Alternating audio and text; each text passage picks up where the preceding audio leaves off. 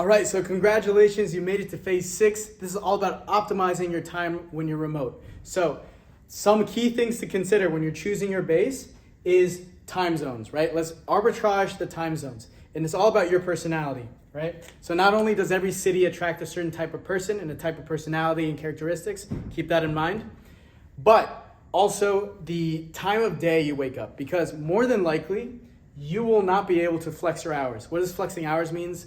That means that if your base is in the East Coast and you want to go to San Diego, for instance, you can work at 9 to 5 West Coast time, right? That's called flexing your hours. Most offices, most firms I've seen, they don't allow that, especially if you have to hold on to certain accounts and certain clients. They won't allow that. My clients never allowed that, so keep that with a grain of salt. Meaning, if your office and your working hours are here and you decide to live west to where you work, you are going to wake up earlier, right? This means that your day is going to start earlier. However, you're also going to end it earlier. So when I lived in Denver, I worked from 7 till 3, right? And that was awesome. That was fantastic. I had my afternoon free, my evenings free. I explored national parks. It was perfect, right? Here's the thing though. The next year, 2021, I used the exact same framework to negotiate successfully again for remote work, this time from Hawaii.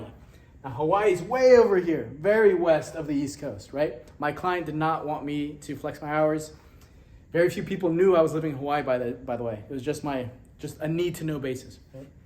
So anyways, in Hawaii though, there was a much longer time zone difference. And so 9 a.m. East Coast was 3 a.m. Hawaii time. So every single day in 2021, I was waking up at 2:55 every morning. And I never complained because I was in Hawaii. This is what I wanted, right? I just adjusted. I had to go to sleep earlier, whatever. But you just keep that in mind. So if you're gonna live west to where you work, your days are gonna be much earlier, okay? Conversely, if you're gonna go east of where you work, you're going to have a much later shift in your day, in your hours. So if you are more of a night person, this is more for you. You can have your mornings to yourself. If you are a morning person, you can do your own thing in the mornings. But you're gonna have to stay up late because you have to honor your base hours, right?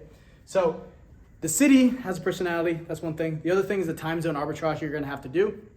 Just keep that in mind. A lot of people, they rush into things without really thinking about it. Now, one more thing about choosing your base is to look at the co-working spaces. There's a bunch of really cool collaboration spaces out there, and this is the time to collaborate with people. Again, I'm gonna emphasize that in our Discord channel, you can choose your geolocation. You can choose multiple geolocations if you're a frequent traveler, and you can talk to other CNA members who are in those locations. We do meetups, and then also you can do the same thing within your industry. So if you're in tech, or if you're in consulting, you can talk to other tech people who are also in Europe or Africa or North America, right? So that is the power of location freedom. You can completely change your life, the start of your day, the end of your day. It's a super powerful tool, and I'm here to help you get there.